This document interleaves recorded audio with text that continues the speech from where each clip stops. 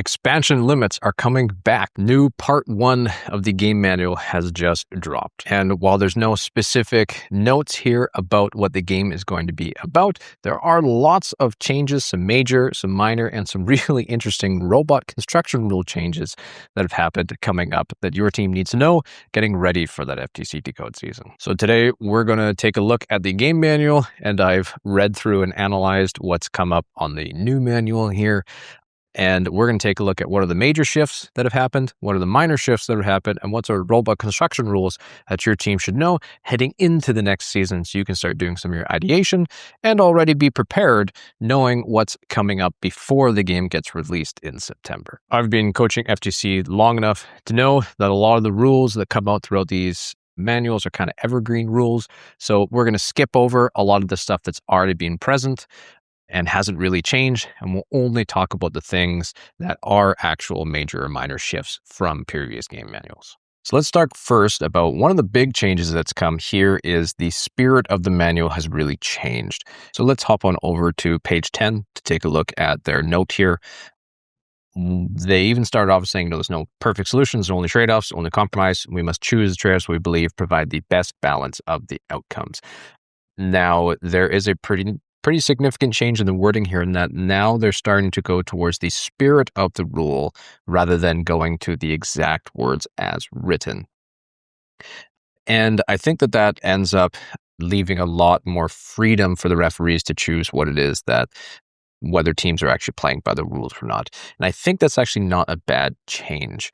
One of the big things we saw in the Decode season was that penalties were solving and basically deciding final matches. I myself, with my 3 teams, quite a few of those matches were defined by penalties. As well with other teams, especially at the World Championships, there's quite a few matches and pivotal matches that ended up being decided by penalties. And that ends up feeling really bad as a team.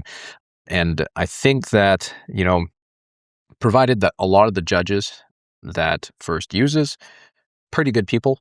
Most of the judges, I would say, are pretty good people, and they try to make sure this is a student-run competition, and they try to make sure things are going towards the spirit of the rule, which I think is actually a pretty good intention. It kind of stops things that run wild in like football, where you have kind of major dashing and major fouls kind of happening.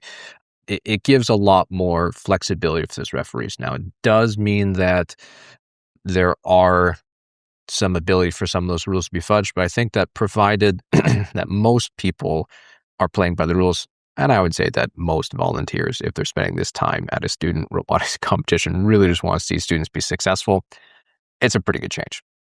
Now, there's a new competition integrity contract they're calling. If you take a look at page 14 here, there are now a sports ethics code as well as a behavior guideline.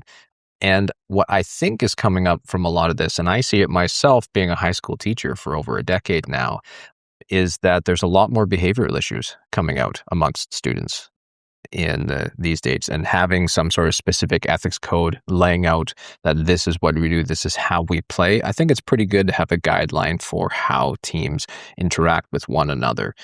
And overall, I think it's pretty solid wording. It's not perfect, but it's pretty darn good for what it is. And I think that, if you had most teams following by these ethics codes as they were playing, they do a pretty good job to be able to actually play through this. So overall, I think this is a pretty good shift and a pretty good wording in from the team to be able to make sure that they can keep some of these behaviors a little more on wraps, or more likely, and it's explicitly stated that, just be a good person, right? And here's what that means to us, which is pretty cool. So overall, again, we already talked about this. There's just some pretty good reframing, and that we're talking about the spirit of the rule rather than trying to cover every single exact scenario. This is probably related to things like that gate zone in the Decode season, so we don't run into that. There's just a little minor swap over here in that when you need to be able to check in, they're now adding something new, which they're calling pilot events, which seems to me like it's being related to new regions, perhaps new regions that are popping up that they don't quite have, still has the ability to be able to bring it in. I can think of, I believe Portugal is a new pilot region that is coming out, and there's a couple other smaller regions as well, which is pretty cool that they may be able to advance to these specific ones as well. Some really interesting changes here on 2 new pit rules and gaining unfair edge. So let's look at page 39 and 40. They are now explicitly calling out on E510, don't heat or cool robot components to be able to gain an advantage.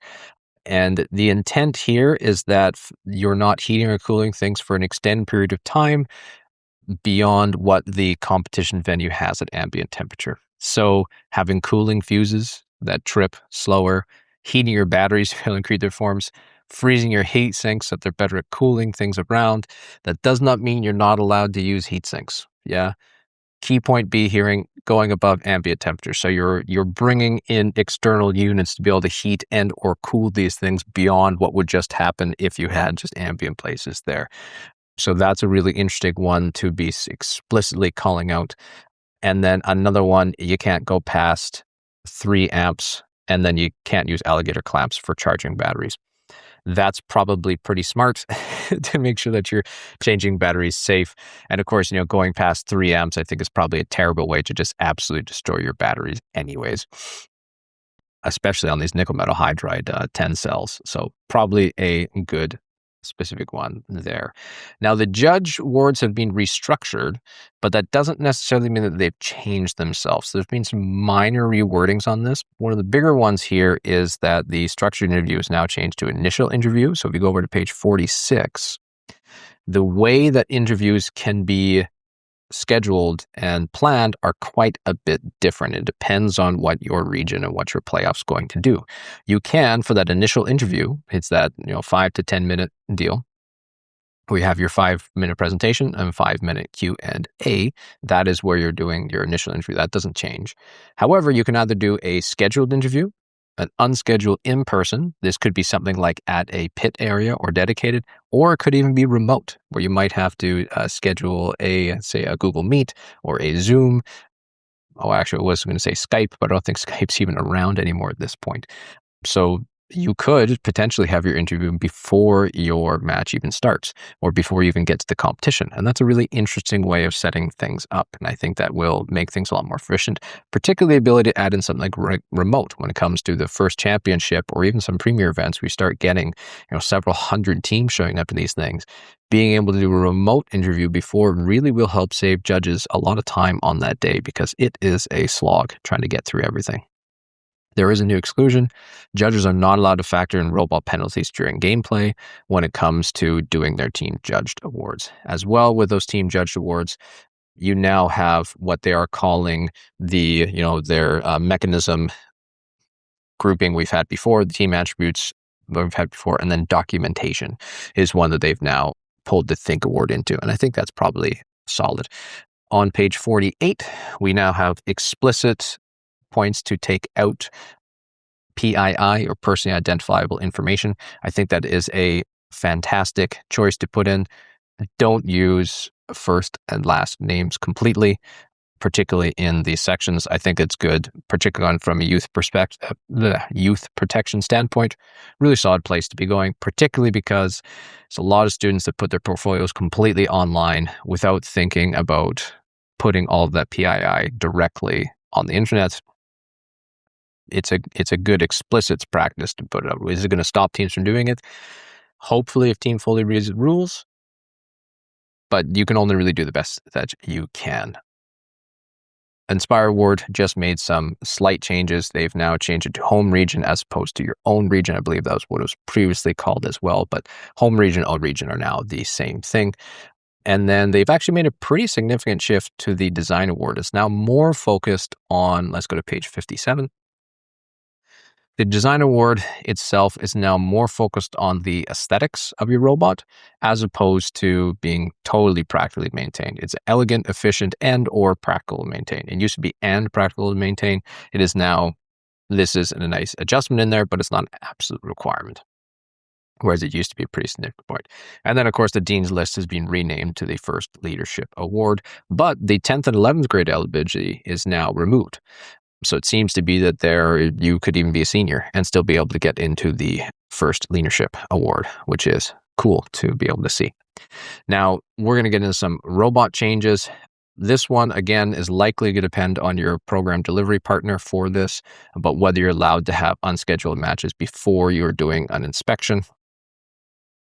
Some program deliveries are a little more strict on this, some are not. I believe this is mostly intended for making sure that you have a robot that is safe before it starts actually doing the practices. The inspection requirements have been softened largely. Let's go to page 24. And again, most of the inspection checklist here is mostly that you're following the spirit of the rules. So they're not specifically comprehensive, and that if you're trying to circumvent robot construction rules to be able to gain those advantage, you're not going towards that competition integrity contract. That's against the rules. I think that's a big one. There's another major rule here when it comes up to it is your team's robot. So let's go down to page 66. I think this is a good rule here when it comes down to your team robot specifically. And let's see, where did that end up running? It's at the bottom of page 66. R101, it's your team's robot. The robot and its major mechanisms have to be built by your first tech challenge team that is registered the event and intended to use that robot for the matches. So you can't take someone else's design and say, yeah, this one is mine. And I think that's actually a really solid change. This particularly, natural question comes up. I make a lot of different designs and things like that, and I'm pretty purposeful when I'm making these designs that they're only solving one specific problem that you might be having.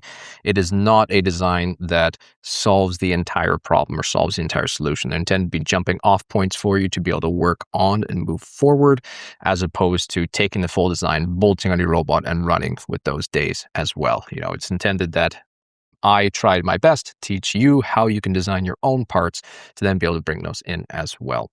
Now, this does not apply for specific major mechanisms like major gearbox assemblies, parts that are part of a major mechanism, or commercial off-the-shelf items as well. So overall, I think that's pretty solid. Now, another one here is the starting configuration is limited to the 18-inch cube, or that 45.7 centimeters. Expansion limits are back. We don't know how far we're going to be able to extend. We know that we're going to have to be able to hold that starting configuration, but we do know that expansion limits are back, which is fantastic. That's great because they've just released or going to be releasing in the future weeks here. Whole bunch of tutorials on things about expanding limits and being able to move and do linear slides and things like that. That's awesome to see that expansion limits are coming back to the robot as well. We'll see when those siding constraints actually come up when it comes time to doing kickoff. You now have traction devices as well, and that is now pulling off things specifically labeled. It used to say something about some anti-mark things specifically, but overall, you are allowed to use brake pads if you want to.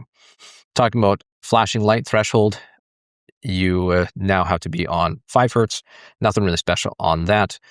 And then this working outside pit hours section has been removed. That may come back. It depends. That mostly depends on the first championship.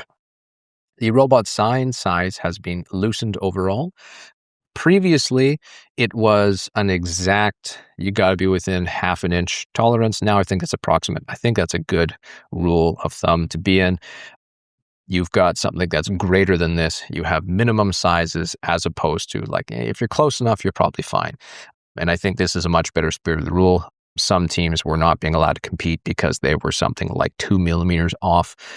I've seen that happen at some events, and I think that's pretty disappointing to be able to have something like that happen, having to put in a sign. Now, the nice thing is that you are allowed to have things like a paper sign as an alternative. I think that's a good call out for teams to be able to do.